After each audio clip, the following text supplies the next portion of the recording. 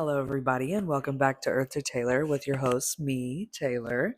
And today we're going to be talking about what is trauma and how does trauma affect you, and why does it interest me, and why should it interest you, and how does it relate to just the collective awareness of what the fuck is going on earth. And one thing that I think a lot of people don't understand is that there is levels to trauma, right?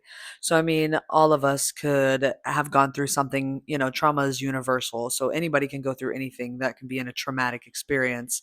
But let's go deeper than that.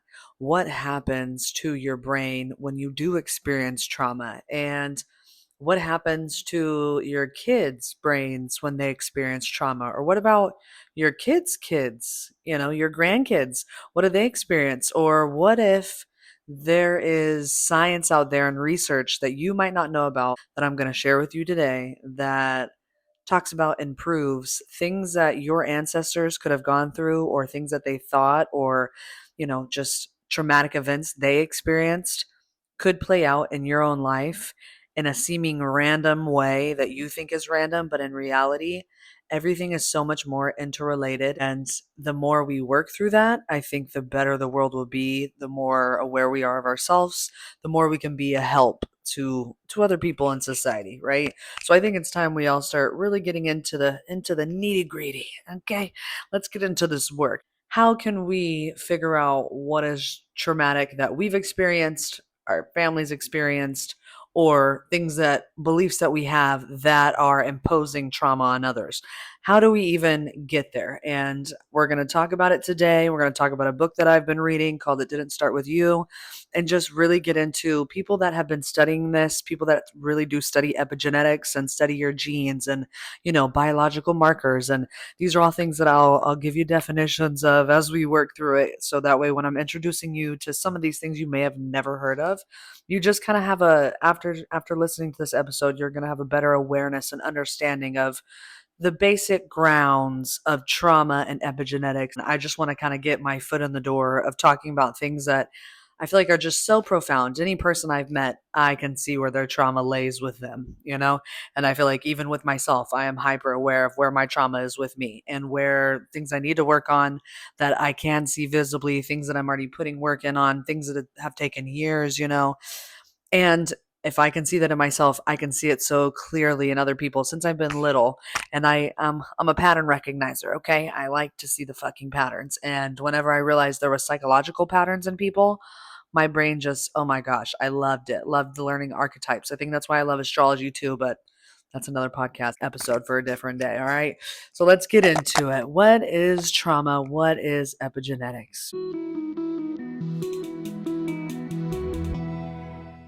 And you know me and ChatGPT, we locked in, right? So this is what ChatGPT has to say about trauma, which yes, anything that you look into ChatGPT, it's, like it's sourced through the internet. So like they're giving you things that they can find multiple sources of and confirm with. And then if it's something that's theoretical, they'll tell you it's theoretical. But these are, by definition, by the book, like diagnosable word levels of things that they explain to you. Okay. So it says, I put define trauma. It says, trauma is a psychological, emotional, physiological response to a distressing or overwhelming event that exceeds a person's ability to cope. So see that it's not like it doesn't have to be some crazy, crazy shit. It's just anything that exceeds your ability to cope, right? And there's a lot of stressors that, especially as children, exceeds your ability to cope. It can result from a single incident, prolonged stress, or generational experiences passed down through families. Trauma affects the mind, body, and nervous system, often leading to long term emotional, cognitive, and physical changes. Then there's types of traumas, right? So we got different kinds. We got acute, which is acute traumas resulting from one distressing event. So you can have trauma from like a car accident or, an assault or sudden loss, right? Then you can have chronic trauma, which is prolonged exposure to distress. So, like abuse, abusive relationships, or neglect, whether neglect in your relationships or familial relationships, war, systemic oppression. So, think about these are things that we'll get into towards the end of the episode, but how things like epigenetics can affect people that have been in war or that have gone through oppressive, social aspects for hundreds of years. Then you have complex trauma, repeated relational trauma, often in childhood. So, like toxic family dynamics or emotional neglect. And then intergenerational trauma was unresolved trauma passed down through families via behavior, conditioning, and epigenetics. So, things that continually happen, through each generation, that would be your intergenerational trauma. And then after that, it immediately took you into effects of trauma, right? And these are just like the basic overview. Like I said, this is just our episode 1, so we'll get into more specifics, things that I've been diagnosed with and things that I see within myself or see within other people. We'll get into that in other episodes, but right now this is just like your basics. What are the effects of trauma? Psychological. So psychologically, these are things you can develop after you've experienced trauma: anxiety, depression, PTSD, emotional dysregulation. Neurological, you can have changes in your brain and changes to the structure and the stress response. So, one thing I want to point out is there is literal scientific studies that my favorite thing to do is to go and look at these studies and see these brain scans and look at different people's stories. Like people, they'll explain like whatever traumas they've gone through, and then to see what their brains look like, right? And to see the comparisons and the differences, or people that just, whether it was they grew up with trauma or they experienced something traumatic, it is fucking insane to know your brain tells on itself. Like your brain can't hide what you've gone through. You can say whatever, you can think whatever about yourself, but your brain tells the truth. Whenever you look at a scan, what lights up whenever you're immediately stressed, like it's like when somebody looks calm on the surface, but underneath they're boiling, your brain will tell on you. It goes into physical effects of trauma. So you got chronic illness, fatigue, inflammation. They said this could lead into like even things like fibromyalgia or nervous system disorders, or it even goes into like you can have digestive issues. Come to find out, your gut health is literally like your gut is your first brain, and it is what produces a lot of like hormones and things to help kind of produce those happy hormones to genuinely like make you feel happy. And if you've been diagnosed with depression, you are more likely to have stomach issues.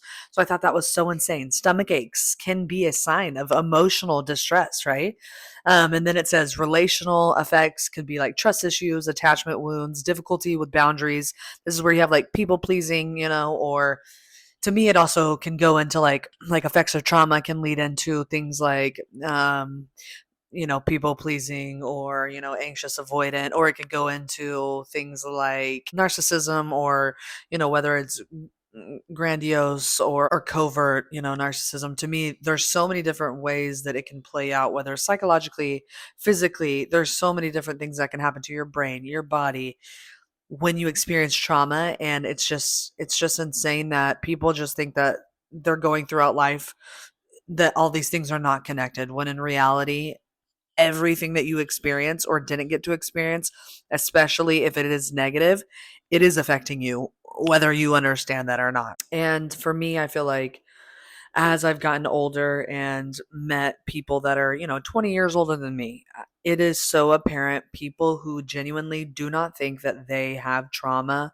or that it doesn't affect them, or that they are not self-aware of how their ego is very present. And to me, whenever I see somebody that has a very grandiose ego, I am that friend that you will make me meet somebody and I'll just tell you something is off, right? And it might be a year later, 2 years later, 10 years later, something crazy will happen and they'll be like, Taylor, you were right. The way I recognize pattern and body language and stuff like that, I feel like it is so representative of like I can see how people's emotional body is at play, right? But at the same time, I can see that a lot of people have repressed shame about how they feel about themselves. And it just comes out as like projective ego when they're around me, because some people can sense that I can feel that, right? And so they feel like I see through them, and they don't not people don't like when you can see through them, okay? If somebody knows this is like the empath versus the narcissist, or the psycho in the room being aware that the probably autistic or ADHD person in the room sees them, right? And so they have to try to act very nice to them to try to get them to play along like they don't see through them. I just feel like I can see through people immediately when they are very projective, like something's going on. And a lot of times, especially when people have very deep religious or political beliefs that are at the expense of others, if I start getting into like their personal lives and, have they what they've experienced, one of these categories will always hit, right? Have you ever been, traveled outside of the world and, been aware of other cultures besides your own? What were your parents' views, right? What are your religious views? And one of those categories will always hit where you can find where people's, ego becomes present because they think that they're better than thou, or whatever the case may be, because shame would have to hit them if they really realize what it would mean to actually believe that they are equal value to everyone in the world, right? So I feel like if you are not showing up in the world right now as a person who is doing the work for yourself, like just in general, right, for your own traumatic experiences, how are you going to help the world as a collective if you can't show up in the social awareness aspect of what is going on and how trauma relates to, like it says in the definitions, it's not just, it depends on the length of people's trauma, of how long it takes to get over that trauma, right? So when you're aware of said certain groups of people, whether by race or by gender or by, sexual preference, like to me, it's insane to find out when there's violence involved in your beliefs.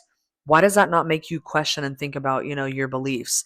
Like, even if you're in your own family and you think that, your beliefs of just like, oh, like, I feel fine now. Like, I don't think I need to heal or go to therapy. Like, I'm doing okay right now. Just because you think that, you can literally forget memories because they're so traumatic. Okay. And it's not that you forgot it, right? It's that the information, your brain is like a circuit board. You are like a conduit, right? In a big ass fucking computer. And your brain will reallocate that information into another server that's in your brain, right? And sometimes that server just downloads it, right? And into just the ether, right? Into the ethernet.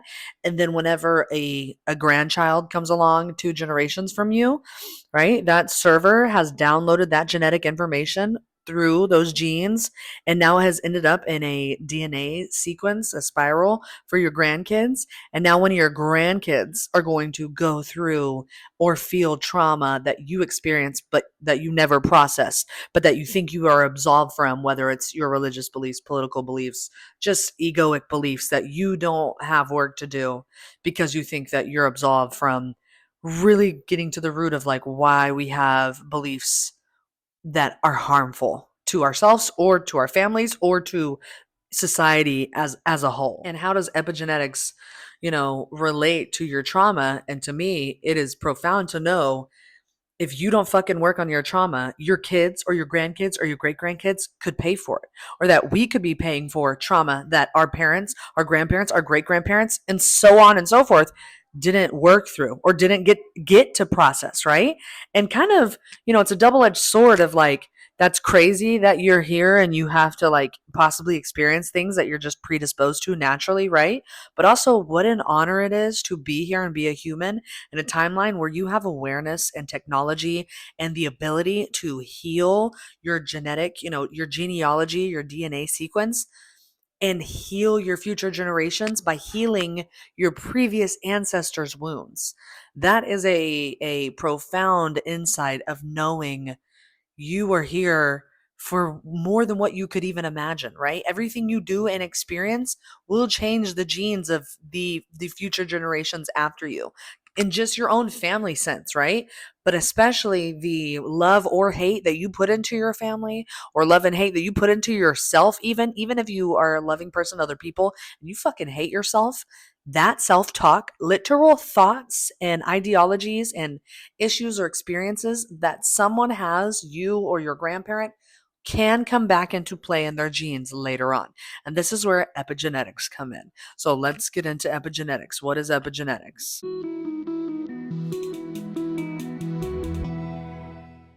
It says epigenetics is a study of how environmental factors, experiences, and behaviors influence gene expression without altering the DNA sequence itself. So you have your DNA sequence, but it's kind of like on the outsides of those sequence, the spiral, they have these like little biological markers that are on there. So even if what makes up you is there, right?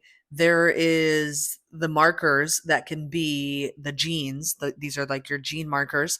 They can be turned on or off in response to stress, trauma, diet, toxins, and other external influences affecting physical and mental health. So, also, I want to take a pause and help people realize if you have gone down the rabbit hole of really realizing what we're up against when it comes to, the health system in America and the food system in America and the pharmaceutical system in America and what we are up against, the water, the air quality, right? Think about what that could do to future generations with how much they're trying to pump us full of artificial shit right now, right? No matter what we do, no matter how organic you try to be, they're doing something, right? To where it is affecting our bodies. And that is why we are seeing so much disease in our country alone, right? Especially knowing, another tidbit for you is look into how many things, whether it's, products or chemicals that are banned in other countries that are not banned in America. Like we're just now starting to ban some shit that's been banned for like 10 years in other countries, other first world countries, right? Back to epigenetics. How epigenetics works: DNA methylation. So that's chemical tags, the methyl groups that attach to DNA, silencing or activating specific genes. Then histone modification. So these are proteins called histones, and they're wrapped around the DNA tightly or loosely, affecting gene accessibility. And then non coding RNA regulation. Small RNA molecules influence how genes function. And then it says epigenetics and trauma. Unresolved trauma can modify gene expression, affecting stress responses, inflammation, and emotional regulation. So, literally, every time in my life when I get stressed out, like I've had to we'll go through, my own things that I've had to work through and things that I've done and practices I've picked up throughout the years to really help regulate myself. But I see a physical change like in my stomach, in my face, whenever I get stressed out and I'm not doing my regular meditation, if I'm not in therapy, if I'm not doing anything to help literally calm my nervous system down, I start having hormonal fluctuations. I start having bodily changes, right?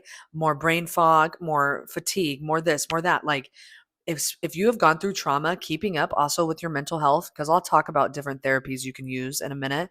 But if you've worked through all the therapies and now you're kind of just in like a holding stage where you're just like holding your mental health at the best of your ability in a positive way, you've worked through the majority of your shit, right? If you're just at like a holding stage of just staying where you're at, you have to be consistent in keeping up with like your mental health. You can't think just because you're good now, you can stop doing what you're doing. It's like, you're taking a medication or a daily allergy medication. If you stop taking that daily allergy medication just because you take a daily allergy medication once, doesn't mean it's never going to let your allergies come back. You got to continue to take the medication for your allergies to stay away. So it says they can be inherited, influencing how future generations process emotions and cope with stress. So how your parents dealt with stress, even if they got better at it after you were born, you could still be as shitty as it, like as they were whenever they first were trying to deal with stress, right? Or the most stressful times of their lives, you can naturally be predisposed to acting like that or feeling like that, right? Which is fucking crazy. You could be feeling things or thinking things or experiencing even bodily sensations that they will talk about in the book here too that did not come from you. And then it says reversing epigenetic changes, which we'll talk about. healing trauma, right? So different types of therapies and nervous system regulations, lifestyle choices, and then, breaking those generational cycles by conscious parenting, emotional awareness. So epigenetics, it kind of bridges the gap between nature and nurture, so your genes and your environment, showing that your experiences shape your biology, okay? And just because you think, oh, I believe in this religion, or I am nihilistic and I just believe none of this even matters and we're all going to die anyways. Guess what? Even if we don't all die in this generation, your future generations are going to have to deal with the fact that you didn't deal with your trauma and you thought you were absolved from it just because whatever choices that you believe in your life. But in reality, you can make a difference. And how cool is it and crazy is it to know that it can be up to you to change it?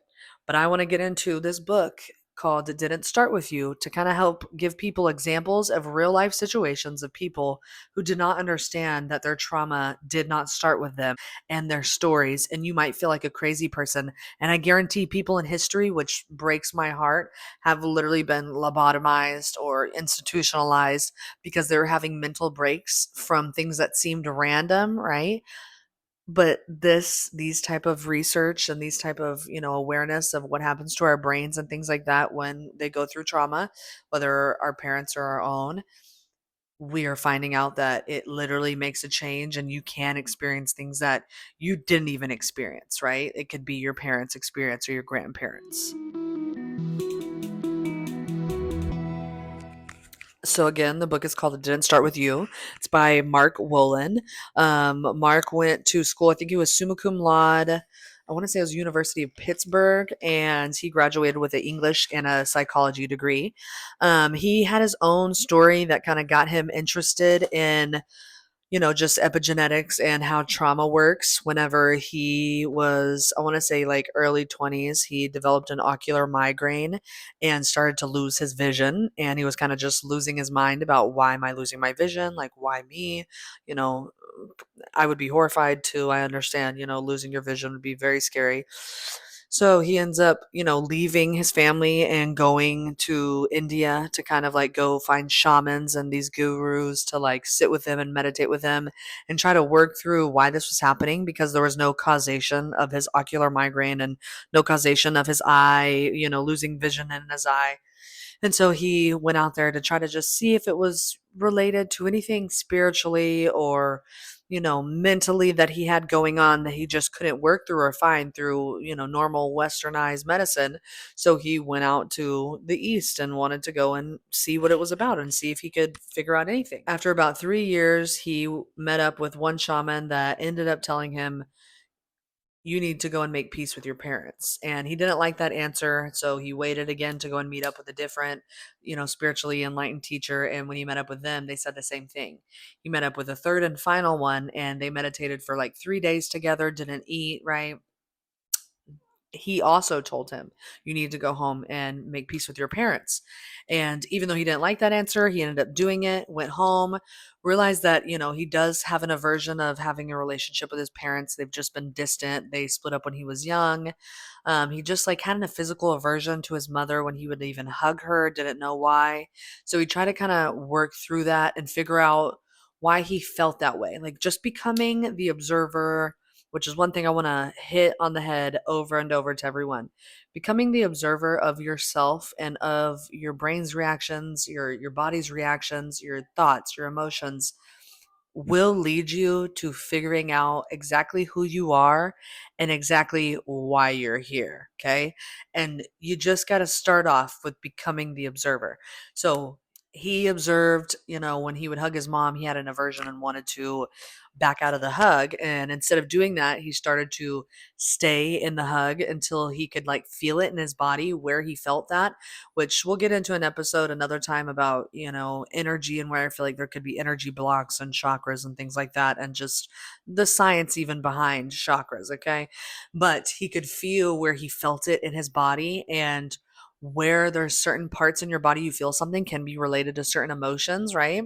And I think it was like the fear of loss or something like that for him, because He also found out through developing this relationship with his mother that when he was born, his mom was like scared whenever he came out. I think he was stuck during childbirth, and she was scared that he was going to be stuck like that. So when she was looking at him, she was like, oh my gosh, like some babies come out and they look fucking wild, like little fucking aliens. You know what I'm saying? I've had 3 kids, but they're all beautiful. Okay, whatever. But some babies just look fucking crazy when they first come out. And so I think the mom was like scared.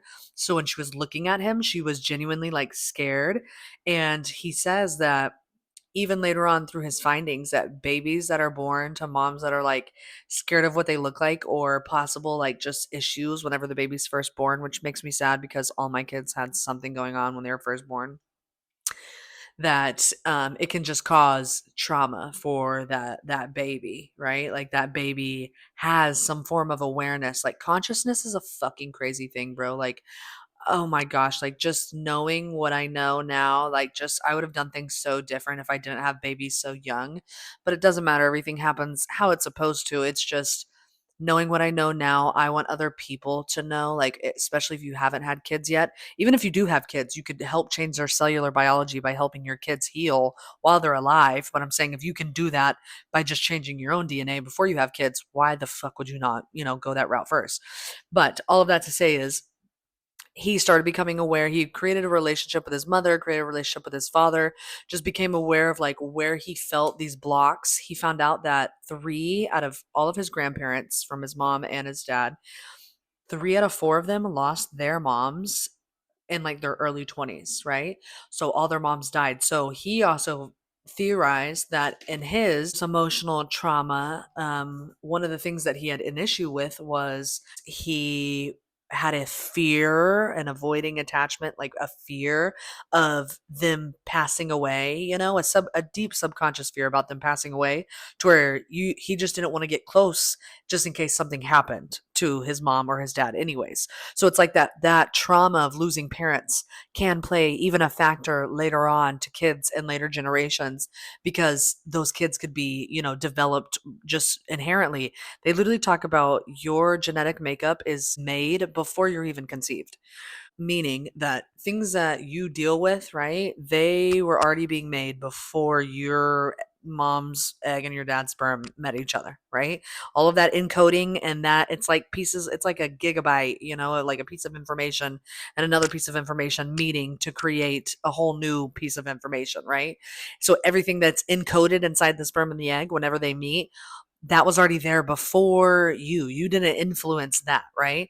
So you can already be predisposed. This is why you could have kids experience, 2 addicts as parents, and then one kid turns out to be an addict and one kid turns out to be a CEO or some shit, because some can be predisposed already to more of the trauma on one side. You know what I'm saying? Like, and not have as better coping mechanisms, or, worse coping mechanisms, whatever way you want to see that. So he worked through his relationship with his parents. He built kind of backup relationship with his dad because, like I said, his parents, divorced when he was like a couple years old.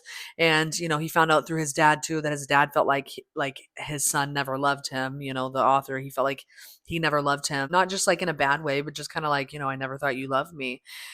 So he just said that was very, very healing for him. And he realized throughout this process, he gained his eyesight back and his ocular migraine went away. And this was years later, kind of saying that his eye was the best teacher that he could have had, because it helped him truly see like what mattered. And a couple years later, his dad ended up developing dementia, and then his dad died a couple years after that. So through him going back and meeting with his parents, he was able to find out more about himself and have a good relationship with his parents before they died. And that's crazy to me to know. Like, I feel like nothing is a coincidence, right? And when you have things that are telling you things, I guarantee he already had signs before he even saw those shamans. We are given, signals and signs all the time about where our soul is trying to guide us. And I feel like for him, that the fact that he went through that literally led to him creating, it's called the Family Constellation Institute, right? It's a real place where he developed, a technique called the core language technique, to find the words that people are using to see if he can figure out if it relates to something an ancestor went through. So him developing the core language approach and developing, the creating the Family Constellation Institute, that came from his interest in, generational trauma and epigenetic, effects, because of what he went through. So because of what he went through, also, it's insane to theorize that sometimes we're predestined to go through things too. That's more of like a, timeline predestined thing. And that's another episode I want to do at some point, just, the multiverse of like he needed to go through that in order to create that, in order for other people to become aware, for even me to even speak on it right now. Like this book helps put together so well these patients that I'm going to explain, I'm going to talk about too here in a minute, that just show like you could really be struggling and not know how deep it goes beyond you. And these patients that they feel these things, they think it's them feeling them, but in reality it was somebody else in their family's lineage feeling them, and they just needed to process them to get them out of their DNA, to get it out of that experience or that sensation out of their DNA, which is insane. Your body and your brain are like a living computer, and sometimes you're computing things that happened generations ago. So, one of the patients' name was Jesse. And Jesse came in because the week that he had turned 19, he off to college and was on a college like baseball scholarship, actually, like playing for a college out there. And for some reason, that week after his birthday, he developed a fear of falling asleep. Every time he would fall asleep or start to fall asleep, he would have a fear that he was going to die. And he didn't know why he felt that way. It was just like a very consistent, like nonstop, every time he's trying to go to sleep, he thought he was going to die. And it got so bad to where his insomnia like started developing to where he could not go to sleep. His mental health started deteriorating to where he developed major depressive disorder, anxiety, lost his scholarship to play baseball, just started losing himself, spent 3 years going to, like, went back home, spent 3 years going to doctors, getting on medications, trying to go to therapy. Nothing was working. Became desperate. He wanted to try the Constellation Institute because they talk about like, being an alternative. Have you tried everything else? Like, come here and we can try to discuss things with you and see if we can help. So he goes, and whenever he's talking, some of the words that he tells, as he's having these sessions, key words when that he Mark, the author of the book, that he uses with core language approach, he uses finding the right words he feels helps create a image that can unlock memories sometimes, whether your own memories from traumatic things that you blocked, or possible images for you that were from your ancestors, right? That way, when you can ask your family members, it will be so accurate. Like if any of your family members know about it happening, you're able to develop such an articulate sense of what happened, right? You can figure out what family member it was because they're going to know if it was some big event that happened, right? Which also is crazy because there could be events that you never got to know about or no family members ever knew about, or maybe your grandparents went through some crazy shit or experienced some shit and they never said it out loud, and it could just lay dormant inside of your DNA, and people could be having mental breakdowns not realizing that that was from their grandparents' trauma. But with Jesse, right? So the words that he was saying through this core language approach was he felt very cold, that he would start shivering when he was about to fall asleep, right? So cold stood out to throughout these sessions, the word cold. And then he also said, the week turning 19 was very just like it was very matter of fact, like the week he turned 19, this started happening. And then the fear of falling asleep and equating that to dying. How do those relate, So as he was talking to him, he just kind of asked him, I want you to look into your family's, history. And he kind of helps people walk through their history too and try to see if he can, ask questions to certain family members to figure out if they could relate to something. He found out that his dad, that I think had passed, his dad's brother, so Jesse's uncle, when his uncle was 19, so Jesse did not know about this. When his uncle was 19, his uncle worked for an electric company, and a winter storm, like a blizzard, had rolled into wherever they had lived. And I guess he was like up top fixing like a power line and got knocked off. And when he was holding on to the power line, he knew if he were to let go, like he would be knocked unconscious or like pass out. Because obviously, if you're falling from such a high height, you have no idea. And then on top of that, like if he hits his head or anything and goes unconscious, it's a blizzard. Like you're gonna die.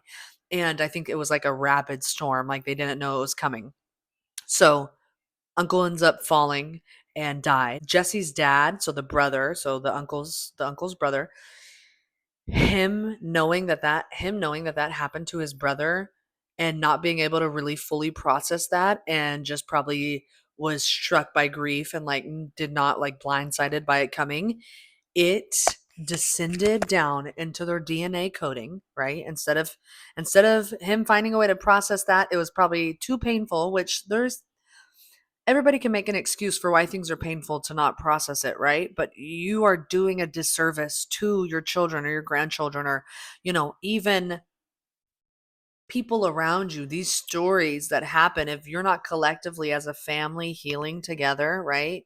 You're just creating more issues for the future generations. So he found out that, his uncle had died and through the core language approach, he was able to kind of help Jesse process what had happened and to act. Sometimes you have to like almost role play and act like you are the person experiencing that in firsthand, because your brain already is experiencing that. He's shivering, developed insomnia, thought he was going to die, had no idea about this story about his uncle. Come to find out, that's the exact timeline of how things happened in his head, is the same thing that happened to his uncle. Another example we can use, they did studies on people from the Holocaust. And so one example that they used was there was a woman named Gretchen, and she had come in since she was like a teenager. She had always struggled with mental health disorders. She had been, in a couple of mental health facilities and had been institutionalized a couple points. Even her adult life, she had went to a couple institutions, had been on medications, had tried everything. And she still, at 33 years old, wanted to kill herself, did not want to be here, and was just tired of it. And by the time you're like 30 years old, I feel like that's when a lot of people start to realize, like, especially if they've been misdiagnosed or, there's something going on that they have not really been able to face or pinpoint. By about 30 years old, something's off. I need to work on something, or what that is, or where you could start, right? And I just want to help people that are, whether you're watching me and you're 18 years old or you're 50 years old, right? If you're still alive, you have time to help those around you heal, help yourself heal, help the future generations of your family heal or other people's families heal. And it's just crazy to know that things that people experience can change everything that they feel inside and that they experience and that they're just predisposed to.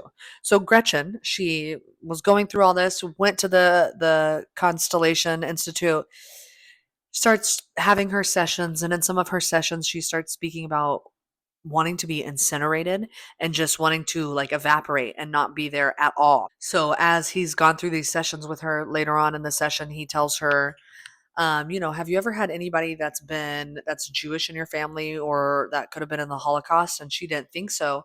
Had talked to her mother, found out that her grandmother, before she was born, the granddaughter, converted to Catholicism. And before that, the grandmother was Jewish, but her whole family got wiped out during the Holocaust. She had no idea. Found out even more details. It was in Auschwitz and they died in the gas chambers. So the language of her saying incinerated and the awareness of wanting to be like vaporized and to like literally dissipate, that language was from her grandmother. And she did not even know that her grandmother was Jewish. She didn't even know that. She didn't know that, but yet she was having the same thoughts that her grandmother was having because her grandmother was so traumatized. Again, it descended down into her DNA because her grandmother couldn't work through it. Sometimes people literally die all the time without working through shit that they have gone through, right? Because they didn't know how, or they didn't know what that looked like, or they didn't know that they were even struggling with it. Like there's so many ways that you can see right through people, but one of the ways that makes me sad is that trauma, if you don't work through it, no matter what you're doing in this life, if you think you're absolved from it, it's going to continue to affect. At the micro, it affects the macro. So if it's affecting you and your family lineages, you're affecting society as a whole by not choosing to work through that. They even talked about cortisol and how, when we talked about how it can affect your hormones, your stress receptors can get like shot. So, one thing we could even talk about is how the physical effects of trauma, right? That's how it changes your, the methylation, the DNA modification of like these biomarkers. The trauma literally can cause you physical issues in your own body, right? So whether it's nervous system disorders or diseases or mental health issues, especially things like PTSD for, sexual assault survivors and things of that nature. I think it's like almost 50% of sexual assault survivors have PTSD. And that is so sad. And so it affects them deeply on a day-to-day base level, and it is something they have to fight to work towards, like wanting to be here and to be mentally healthy and be here. But I'm talking, you have to work through it so deeply that if you want to change your kids DNA, you have to fully process that shit and not ignore the work that it will take your whole lifetime to achieve. People think that fucking healing is something that like you're going to reach one day. You're going to reach a day where you're like, I'm fully healed. I'm here to tell you, and I hate to break this shit to you, there's never going to fucking be a day where you are a fully healed, perfect person. Do I believe that, I just believe being a human means being human. It means being messy, it means being not perfect, but it also means using your brain that you do have, the conscious hardwire that we do have, to become more self-aware of what this body is for and what we're here for, what you're here for. Everybody has specific, things that they're here for. But while we're here, there is work to be done. And these patients, just these first two, because I only went through, I'm rereading that book, like I said, because I've already read that book before. But that was part one, chapter 1 and 2. I think there's chapter 3 and 4, and then there's part 2 and part 3. So we'll do another episode in the future on trauma and go through that part 2 and part 3. But even getting our foot into to the door about talking about this, I feel like in this state that we are in politically right now, yes, a bitch with blue hair is about to talk about some radical ass shit. So exit this fucking podcast, this video right now if you do not want to hear me have my opinion, just a few simple statements that I need to make, that I feel like everyone needs to be aware of. If this is true, if trauma can affect generations and trauma can affect you and can affect your behavior and your thoughts and the things you do and things you say and believe, whatever, there could be, not there could be, there is groups of people based upon race, sex, socioeconomic status that are predisposed to way more inherited trauma than others, right? So there is people out there that are dealing with way more trauma just by being born. And to deny the effects of society and how there is multiple kinds of systems that are oppressive to certain groups of people, like I said, by race or sex or gender preference, right? Or sexual orientation. If those are leading to more trauma, they need to be uprooted from the source. And let me be clear when I say it's not from left to right, it is from bottom to top. And all of us, the 99%, right? We are way more closer than the right thinks that they will ever be to that 1%, are way more closer to the left, right?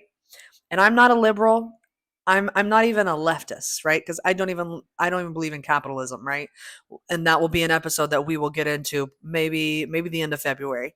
But I want to do an episode on racism, and it's Black History Month, and I feel like if we're going to talk about trauma and you're going to follow me, a white woman who is married to a Hispanic man, and I have 3 brown daughters that are beautiful and gorgeous, but also multiple cultures, multiple, brought me so much awareness of what it means to really have mixed children, and rhetoric that I've heard white people say, or just the terminology people will attach to my daughters, or things that I've heard that are just whatever, or just even my interactions by being a white woman with a Hispanic man and our reactions with the law, or what police officers have been like with us, whether I'm with him or I'm not with him, and just privilege, right? Everyone, yes, can experience trauma, but some of us are privileged to not experience being born with outright more trauma from surviving socioeconomic statuses, right? And there are some people that have been at a disadvantage for hundreds of years due to purposeful systems of oppression to keep certain people from not obtaining positions of power over other certain people. And I'm talking in code now, but I will do a full episode on all of this because it relates. Racism, sexism, capitalism relates. And the fall of what we're seeing right now, I see it through so many lenses. I feel like history always repeats. I feel like it's just what is out there in the ether, and that we are on a planet that is a planet of just repetition. Really, everything is cyclical. Life is cyclical. The planets are cyclical. Everything is cyclical. And right now, what we're going through, as much as the bad is bad, there is so much good also coming. And I feel like as we rise into being aware of like the imbalance that there's been between systems of power, the more we're going to be met with opposition. But I feel like my duty as a woman, and as a white woman, and as a woman of brown daughters, I'm going to speak my piece on what it is like to be aware of the other side and to grow up not being the white girl with a bunch of white friends, but a white girl with no white friends, right? I didn't want white friends. I felt like white people off rip. I had experienced a lot of trauma since I was little. There was just a sense of entitlement from these white boys and girls. And I don't know if it's because maybe their parents, I don't know, sheltered them more, or because there's more systems of oppression between black and brown bodies, that they were just more inherently real, right? And since I had experienced so much trauma, I needed that realness since I was little. Literally, since the time I was in kindergarten on, I did not go in groups of full white friends. I didn't. I that was just not who I was. So whether you are a white man or a white woman, or any person of color that is listening to me right now, this next month I'm going to do 2 episodes, like I said, on racism and capitalism. But I also want to do an episode of just sources and people to listen to. And TikTok University is going on right now, where there's black professors, black teachers, and they're giving people just free education and awareness that if you really want to do the work and you don't want to be on the wrong side of history, and I don't say that lightly, right? And I want everyone to really think in their heads, anybody that was against diversity and inclusion in the past in a historical sense was always on the wrong side. So if you really think that in history books in the next 20, 30, 40 years, that the people that are trying to be inclusive and love more and not rip families apart, if you think that they're going to be on the wrong side of history, you literally just don't know history. You literally just don't know what you're talking about. I think it's so funny when I hear people say like, "Oh, they're drinking the Kool-Aid, these liberals, blah blah blah." Baby, you watch Fox News and fucking Facebook AI to get your fucking questions answered. I can't. You don't even understand what a non-biased source means. You don't even understand that even the most left news sources are biased to even capitalism, right? They're paid off by other sources, right? Again, it is not left to right. It is from the bottom to top, and I know that. But the right has become willfully unaware of how close you are to being just as affected as the groups of people you're trying to oppress. Just because it doesn't affect you right now doesn't mean it won't affect you at all, right? Whenever they start coming for your grandparents, social security, or whenever they start coming for your daughter's bodies, or whenever it starts affecting you, that's when people will realize it's too late. But what makes me so happy right now is the videos I'm seeing. I saw one this last week. I want to say it was Minnesota. There was these Nazis trying to go on a bridge, right? And they ended up getting, the police at first were initially protecting them and allowing them to protest, but a group of people started, forming, and they got bigger and bigger to where the police eventually left and letting the crowd start going towards the Nazis, and the Nazis got left. Like, just in these trying times of just bullshit after bullshit after bullshit, especially of white people really thinking, really thinking that they're better than people or above thou because they think, because in a historical sense, because that used to be allowed, that it will be allowed again. I can't fucking wait to see how wrong y'all are. This is literally, they're trying to overwhelm us with all the things that they're saying they're going to do, or, executive orders. He doesn't have that much power to sign all of those in law. Are bad things going to happen? 1,000 fucking %. But do I also think sometimes things got to completely break apart for shit to be uprooted and restarted? Yes. And I know, whether in an astrological sense or a psychological sense or a historical sense, the things that I've repeated, it's not going to be like this forever, right? And we're going to learn something from this. And even if the world were to end, okay, maybe it was supposed to be that way for a reason. But I feel like if we're all still alive here and we all still have the options to talk about our traumas, then why not work on it until we become better, loving versions of ourselves? What is people's beef with being a kind person and being an informed person? Like, I am trying to continually have empathy for the other side, but even if the other side's not having empathy for my side, and again, it's not even the sides that we're on are just informed and kind, or uninformed and not kind. Those are the two sides that I'm seeing, not left, right, red, blue. That's just it right there, And if your foundational opinions in politics don't lie in making sure that oppressive systems are not harming more people's bodies and causing more traumas to bodies, or putting more people in traumatic instances, then you need to do some fucking soul searching. We all have work to do, whether it's in ourselves, in our families, or in the aspects of awareness of social settings and how political beliefs affect other people's bodies. And like I said, we're going to do this episode next week, and I want you guys to come back and join me and just listen in to find these resources. Follow me on Earth to Taylor on YouTube or Spotify, or y'all can follow my IG. I like to post little memes on there just every week. Whenever I do drop the podcast, I drop like meme related to that. So if you want to follow me on IG, like I said, it's Earth to Taylor, EARTH2, the number 2, TAYLOR, and follow along because it's getting sticky, it's getting wild, and us white folks, we gotta fucking do something, y'all. I'll be talking shit to any person I can, but I'm gonna keep making videos because what the fuck else can we do besides keep talking about it and inform other people about, we gotta stop these inherent harmful beliefs. We gotta start somewhere. And I hope with me I can at least provide sources for you to just make you have a moment, just a, okay, like, if that's true, and then this is true, and this is true, what does it mean for us collectively, and what does it mean for groups of people if beliefs are harmful, right? And how do you change that? If your brain has cognitive dissonance of, like, this to be true and that it's harmful, you have to put in the work to regress that egoic sense of you are better than somebody, or you think that you deserve this or that those people deserve this or that because of who they are, their skin color, or where they're from. No matter what, at the end of the day, I'm going to keep saying this, it's from the bottom to the top, not from the left to the right. And we are so much all closer than what we realize. And we need to quickly realize what the fuck is going on right now. And we have options of how to fight it. And we're going to start off by fighting it by informing our fucking selves. All right. So, like I said, join me next week. I hope you guys have a good week this week. I'll post a link at some point and we'll get into it. Just what it really means to be doing this work and to informing yourself, and how once you know, you can't unknow. And once you do know and you can't unknow it, you got to do the work.